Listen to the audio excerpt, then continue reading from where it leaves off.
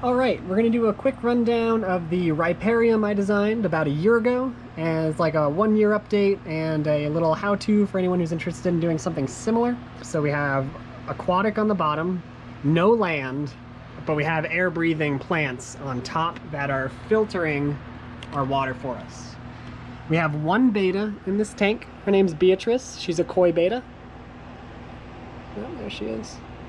She's very active. There's a couple little nyrite snails in here that kind of keep the algae off the rocks.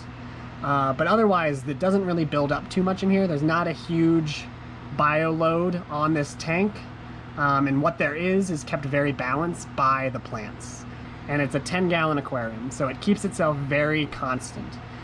We have 3 different pothos and 1 ivy plant as our air breathing. And their roots go insane down here.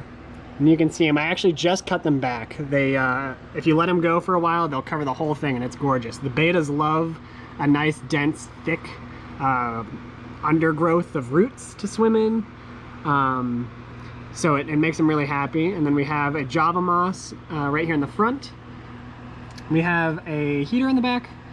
And the way the tank filters and circulates, right back here in the back side, there's a little water pump.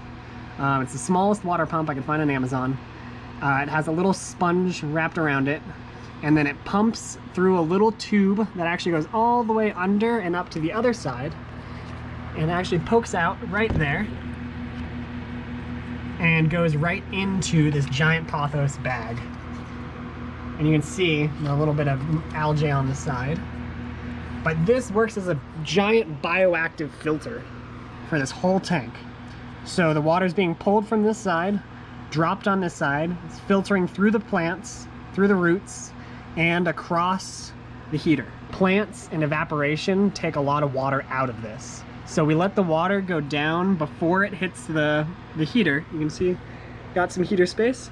So today is when we'd fill it back up, and we get it about an inch or 2 shy of the tops. And then it keeps going. That's pretty much the main maintenance with this type of tank, is keeping up with how much water the plants actually drink.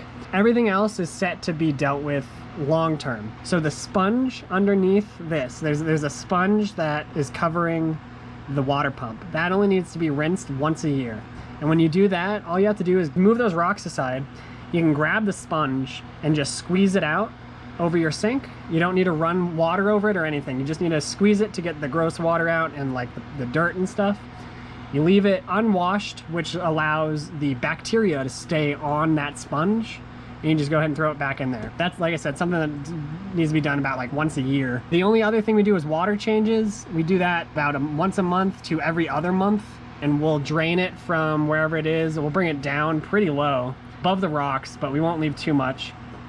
And we'll just do a good water change every 2 months or so.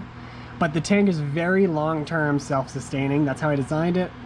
That's how I think it runs best, and it looks beautiful. Like I said, we've been cutting all these pothos, we've been cutting the ivy, we've had to cut the moss, we have to cut the roots. Everything grows beautifully and just needs to be cut back. That's the real maintenance on this one, keeping up with the growth. But the tank is a beautiful ecosystem. Beatrice is amazing.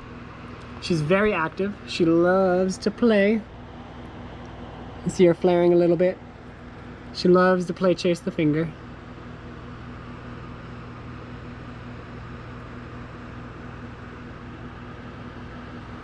And then she'll even jump for us if we give her a little food. So sometimes it helps if you can just get a little piece of food on the tip of your finger, just like that. And then you put it right above. And when she sees it, oh, she'll jump.